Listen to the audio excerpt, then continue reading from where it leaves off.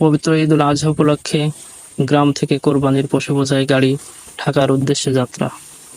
উচ্চ লাভের আশায় গ্রামের লোকজন পশুগুলোকে ঢাকায় নিয়ে যাচ্ছে। তারা আশায় বুক বেঁধে যাচ্ছে গরুগুলো যেন উচ্চ মূল্যে বিক্রয় করিতে পারে। ভালোবাসার প্রাণীটিকে বিদায় জানাতে পরিবারের সকলেই উপস্থিত এখানে। আবার অনেকেই দাঁড়িয়ে আছে ট্রাকে বোঝাই করার দৃশ্য দেখিতে। পবিত্র ঈদুল আজহা উপলক্ষে ডিএমপি কমিশনার সর্বোচ্চ সতর্ক অবস্থা জারি করেছেন। এক হাটের গরু অন্য হাটে নিলেই মামলা। পবিত্র ঈদুল আজহা উপলক্ষে রাজধানী ঢাকার পশুর হাটের এক হাটের গরু অন্য হাটে নেওয়া যাবে না।